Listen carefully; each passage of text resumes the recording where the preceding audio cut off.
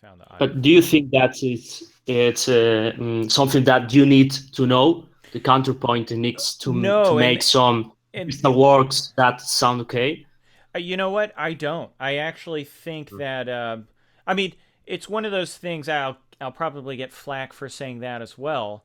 Um, but I don't think that you need to start off with counterpoint.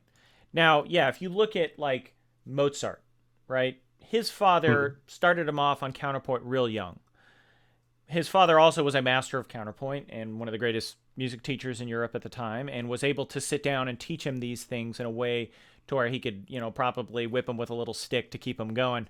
Um, we don't have the luxury of having Leopold Mozart as our teacher, No, standing over us, forcing us to do this. So I think it we can have be a you. detriment to people if you try to learn kind of the fundamental concepts of composing and then also try to learn counterpoint at the same time, which is why I think in music school, when a lot of people start off with, 4-part harmony, right? When I went to college, I was able to. I spent a lot of time playing a lot of jazz, and playing a lot of jazz, I understood the basics of how chords move from one to another with the concept of voice leading, where you want to have as little movement as possible, half steps and whole steps from one chord to the next within each voice. So when we did the little exam, I tested out of the first semester, which was the absolute basics. It was like teaching you, these are the notes and this is how to divide them and stuff, and this is how chords work. Um, but then I spent another 5 semesters going through Harmony and Voice Leading by Aldwell and Schachter, and it's a good book. But and for me, I found it interesting. But I had already been composing since I was 12, so by this time I was 17. I had done a bunch of little pieces, and I had listened to a lot of music and tried to emulate it, for better or worse here and there. But a lot of the students in the school didn't. They were just performers and had never tried to compose anything. And so they sat down at these theory lessons and were just like, this is boring. I don't really care about this stuff. And they never really got to connect that with the joy of actually sitting down and writing their own music that they could then turn around and play themselves. It wasn't until the 5th semester that we actually wrote pieces. And I'm like, why did we spend, almost a year and a half just learning, the kind of every little intricate detail about how this note can move to that note in this, this case, but in that case it can't.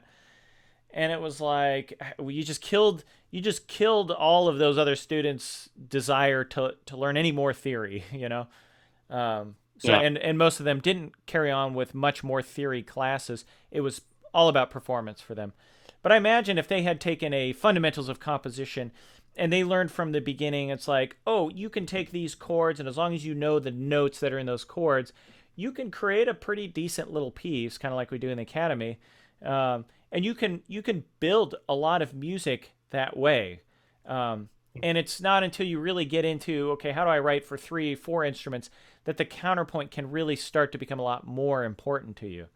Um, but in fact, let me I'll pull up Sibelius here. See if I can. I'm gonna quit contact. Let's see. Are you able to hear that piano? Yeah. Okay, good. I think that was Note Performer. I'm gonna change this to Sibelius Sounds because the Note Performer piano. Note Performer is a good program for Sibelius. If you have it, it gives you a pretty decent playback. But the piano sound in it is not very good at all. So, but the Sibelius piano is pretty decent. So let me turn on screen sharing here. Okay. So the concepts of counterpoint, I mean, really just not worrying too much about the rules, and just thinking more about, okay, if I'm a composer, I want to do something, mildly interesting. I'm gonna come up with some chords here, right?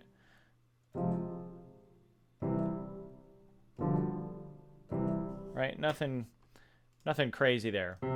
Went from one chord to a minor 4 chord, just add a little bit of flavor. right?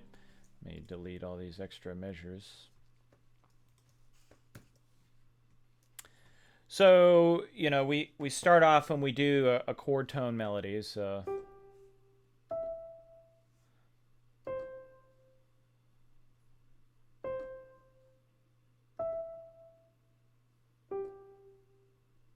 Let's see.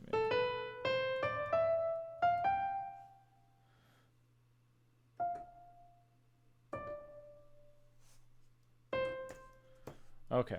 I wasn't really thinking too much about the shape of the line other than I kind of wanted to go a little higher here instead of lower. But there's anything that anybody couldn't handle without some absolute basics, right? Mhm. And then if we take this and we, you know, connect these. Uh,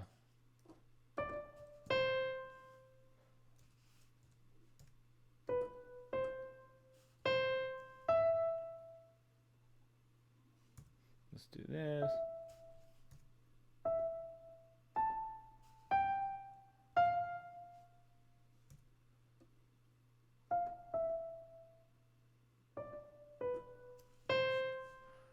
Right, just playing around on the chords. I'm not worried too much about what's legal, what's not legal, or anything like that. But if we listen to this now,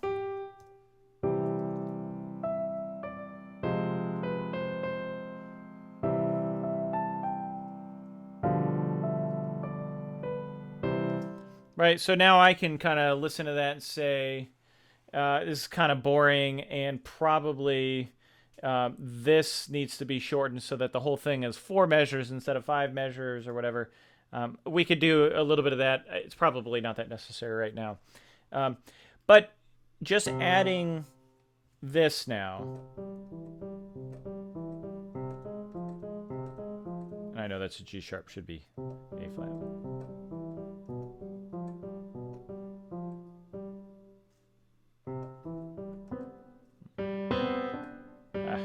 I've got a thumb thing on it, like a thumb bandage.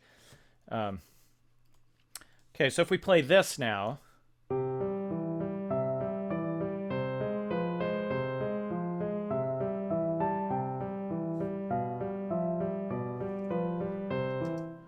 It's got an odd feel, I think, right here. This feels a little extended, but that may be something that you would do for a film score. You'll see a lot if you're writing themes for films or video games. You need to make something last another measure. You're like, oh, it can't be a 4-measure theme. It has to be a 5-measure theme. So it's good practice to do weird things like this. Cool. But I didn't have to rely on motivation. I didn't have to rely on getting some kind of divine inspiration for this thing. This was pure theory and very simple. You know, I wrote chord tones. I connected the chord tones. But for a beginning composer, this is a big accomplishment, and this is a really good thing to practice a lot. And that's why I feel that I had no counterpoint in this thing whatsoever.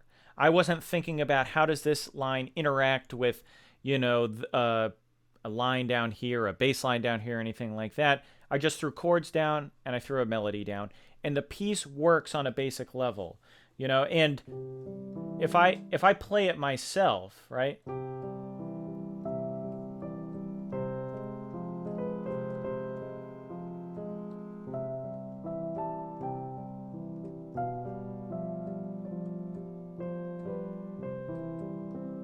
And I add a little bit of emotion, I mean, that's a good little piece. I'm not saying it's the greatest thing I've ever written, but if my son came in and showed me something like that, I'd be like, that's really amazing. That's really good stuff.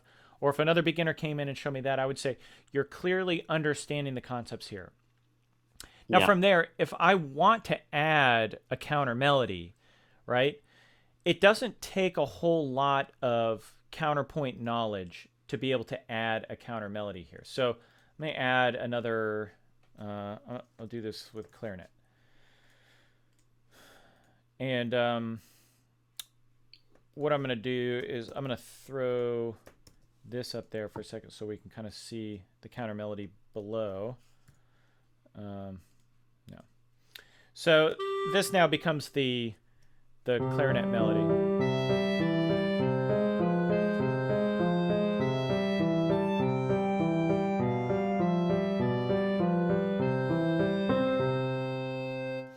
And if we want to come up with a decent counter melody, the first step is just picking intervals that sound good against the notes that are here. So generally thirds and sixths are the ones that you should start with.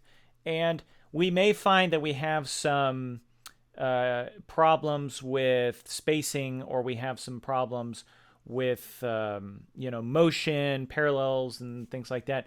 But on a basic level, that doesn't matter that much, because it will, to the average person, and even to the average decent composer, unless they're really listening for it, they're not going to notice it.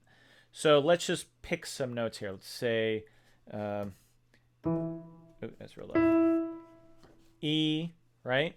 And then G, E. So here what I did is I said this is a third, this is a sixth, this is a sixth, right?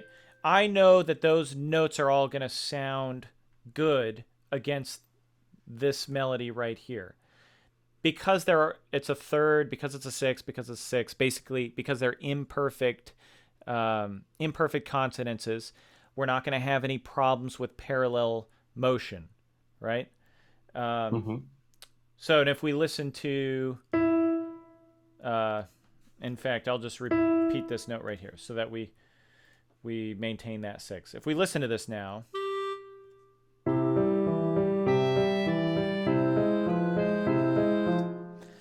it's kind of a boring counter melody. I mean, E, G, E, E. It's nothing to write home about, right? But we're just beginning. Over here, we've got another E, right? So I'll do C. We'll keep it a third. I'll do an E right there. So, we've got some voice exchange going on occasionally here, but not a big deal. And then we've got an F, so we can do, but it's over a G chord, right? So it's the seventh. So we could do D. We could do C. We're just going down in thirds. I don't know how this is going to sound. Probably sound okay. Just like that. So all I did was thirds and sixes across the board, and let's hear what this sounds like. In fact, I'm gonna turn this down here, and so you can. I'm gonna do that even a little quieter, and I'll do this one. That's forte.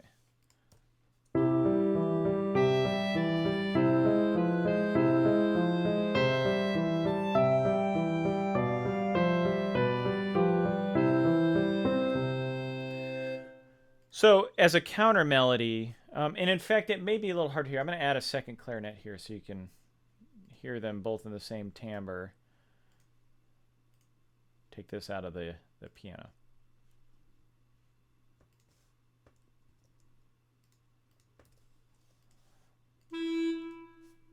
And then we'll do these the same.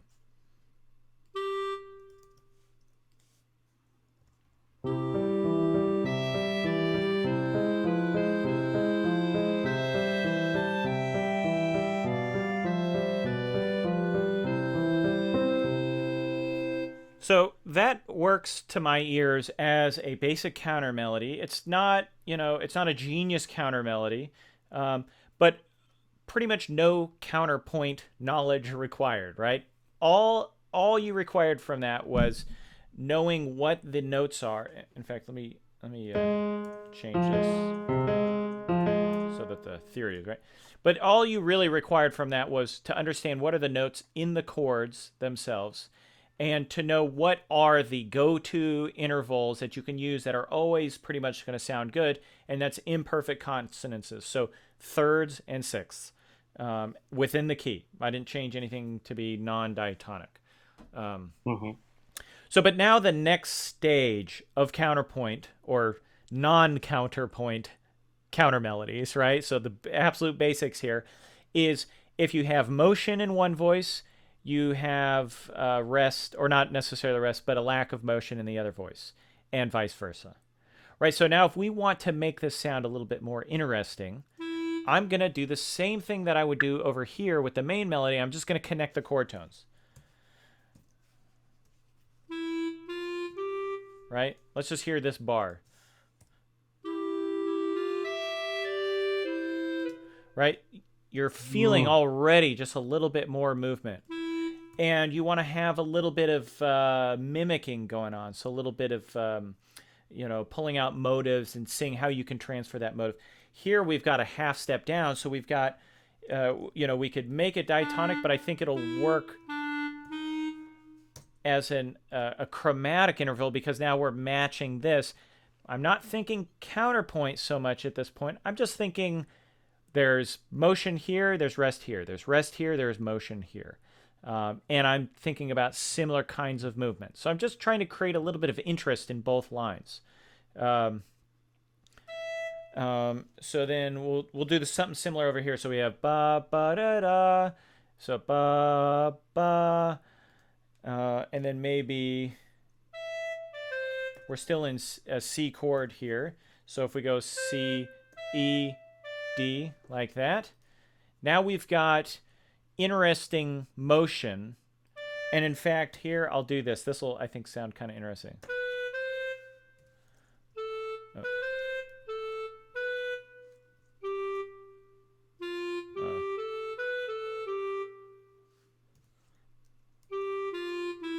Right? So this was a steady quarter note movement. So I'm like, oh, let's just add a steady eighth note movement. Once again, not a lot of counterpoint going on here. I'm just sticking to chord tones, right? So I had chord tones on the beats that I knew were going to work.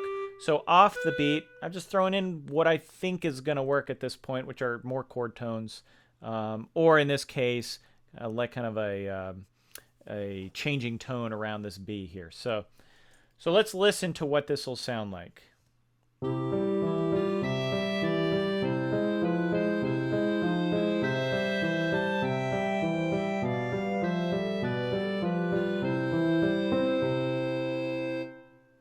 I think overall, it works. Would you say that that works on a basic level? Yeah, yeah, it sounds rich now. Yeah, it's got life to it. It's got movement. But you can see technique wise, I didn't go much beyond what we do in the first lesson. As long as you know the Yeah, chords, as long as you know how to write a chord progression, right? As long as you know how to write a chord tone melody and connect those chord tones and add a little bit of um, melodic embellishment, you have almost all the tools that you need for counterpoint. Now, it becomes much more complex if you're talking about writing a four-part fugue. And yes, those are things that we should all strive for. Um, but I think that's stage 3 or stage 4 for a composer.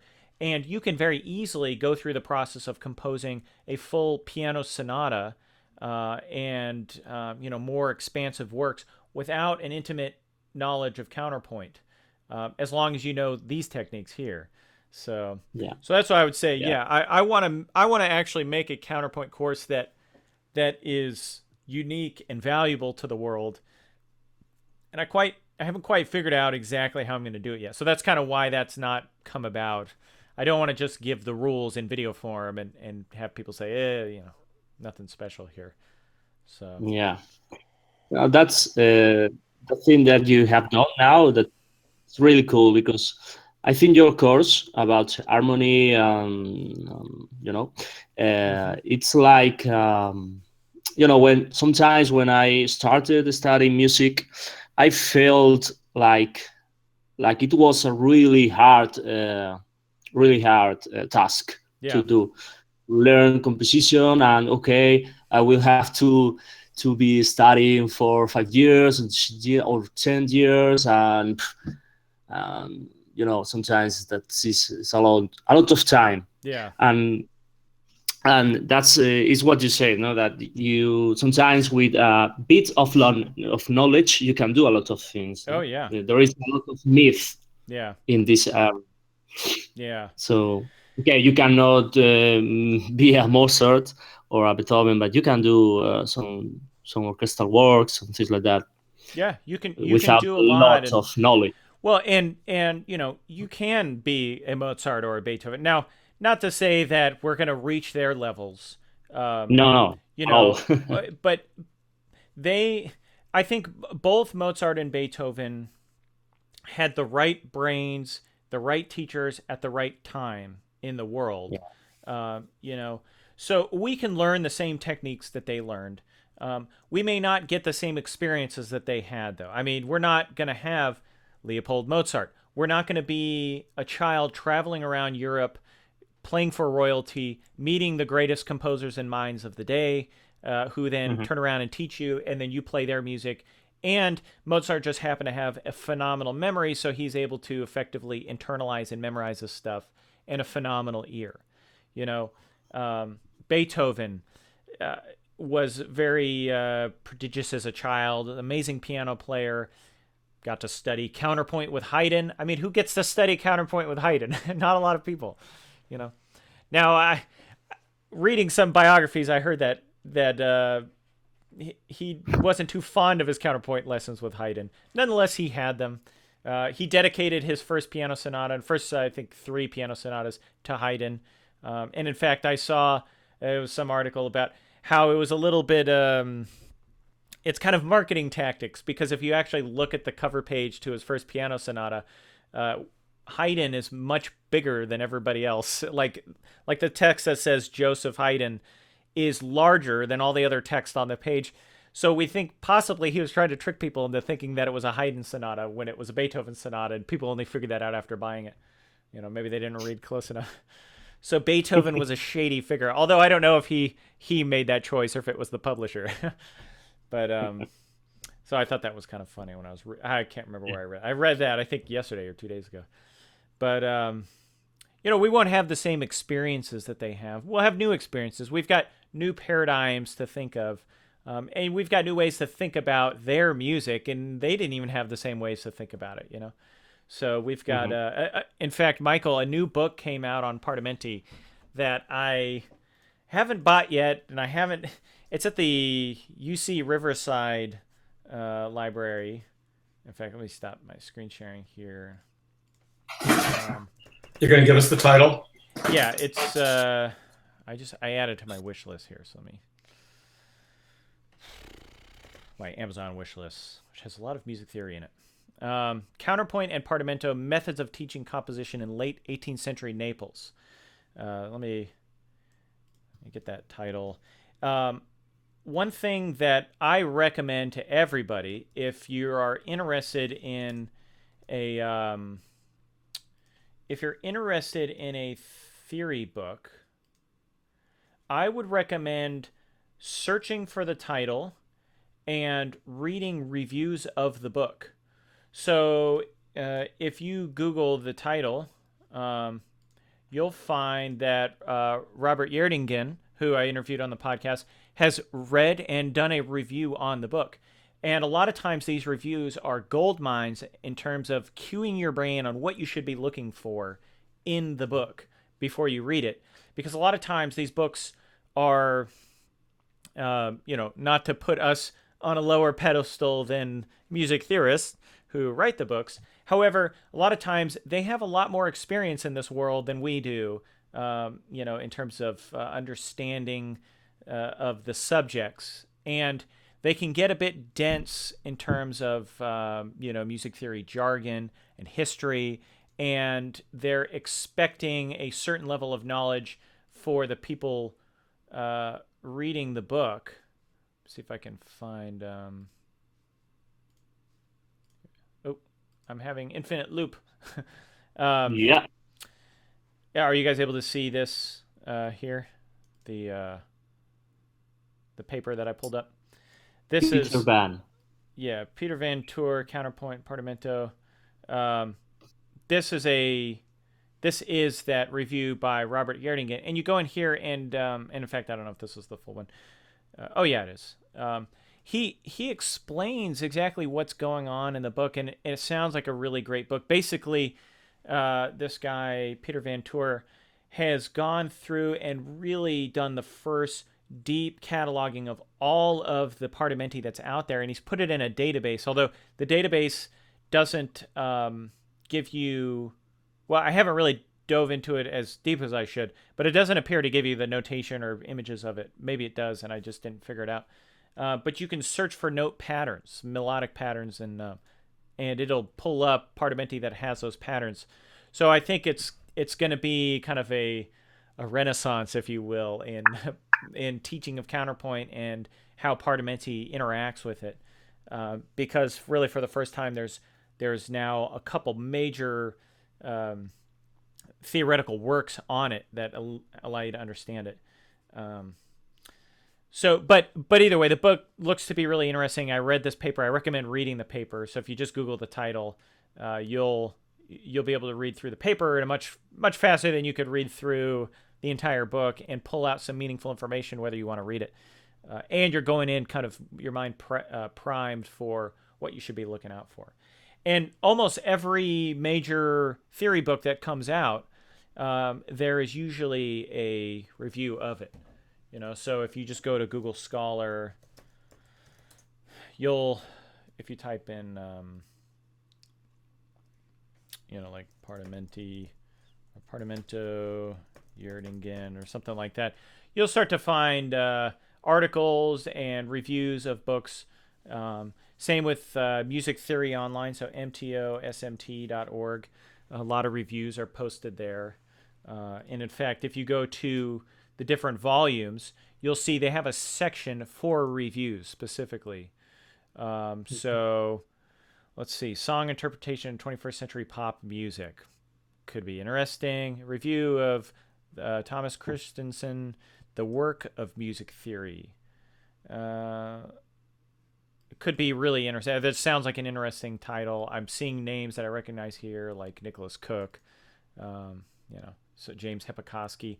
So there's going to be something interesting in here for me, and I don't have to read the whole book to find out if I'm going to like it. So yeah. So I recommend doing that. Let me get out of my infinite loop here. That was crazy. But so yeah, maybe I should do a bunch of courses for cheaters, harmony for cheaters and counterpoint for cheaters. Little mini courses, because that's what I think we composers need to do at first. We need to cheat. You need to go in and just know what are the 3 rules that I need to know for counterpoint to make it work.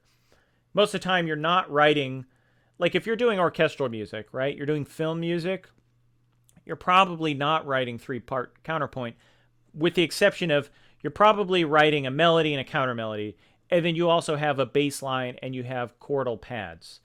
The bass line and the primary melody should really work together. But it's not as important as you'd think with something like film scoring. If you can just write a bass line and the chords make sense and the inversions make sense within the chords, whatever you do in the melody is probably going to work just fine. And then your counter melody has to work against your main melody. And that's, if you can do what I just did right there, you can score a film, no problem. If you can write a basic thing like this, and then, like I said, you have the basic understanding of how orchestration works in terms of this is playable on this instrument and this is not playable on this instrument, and this is like the main thing that these instruments do. So, strings do everything. Strings also do pads. Horns do melodies and horns do pads. Trumpets do melodies. Trumpets do pads. The woodwinds can do melodies, do pads. And as long as you keep it within the range of what those things can play, you can orchestrate, you can write counter melodies, you can write pieces, you can follow the basic forms, you can do a lot, you can cheat, And the more you cheat, the more you realize it's not cheating. This is just what composing is. So, yeah. So yeah, okay. Well, are there any other questions? Can't think of anything. Okay. Well, I think it's probably a good place to call. We've been on for a little bit over an hour.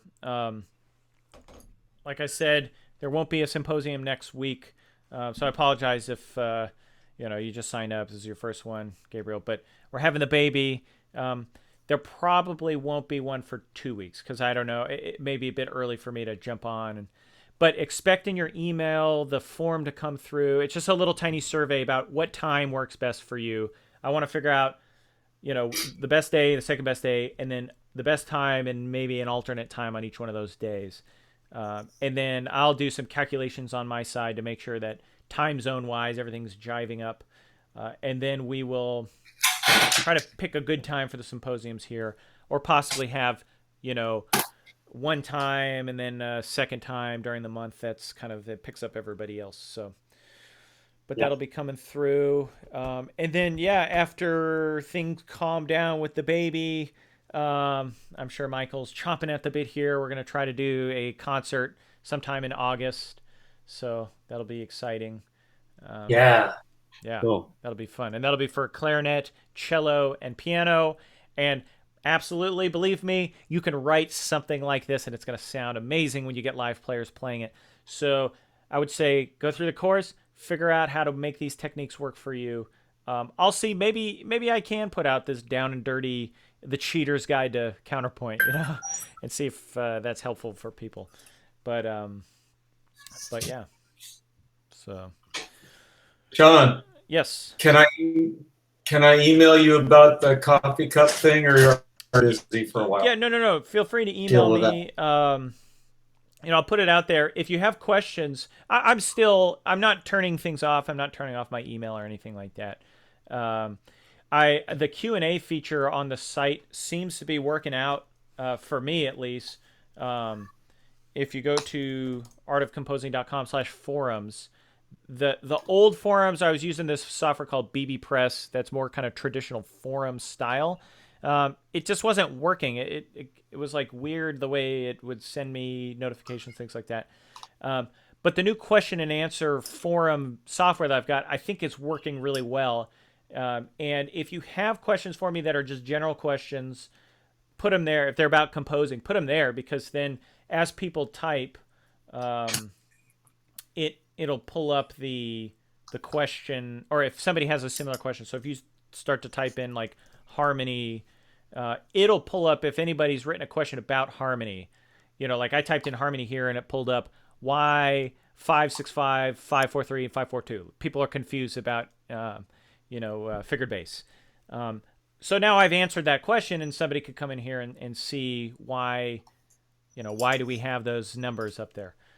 So it helps me out, so I don't have to rewrite I wish I had installed this thing 5 years ago, because I've probably answered the same 15 questions, 100 times each, and emailed them off and lost track of where the answers are. So as people are emailing me here, I'm copying and pasting things in there if they didn't post them.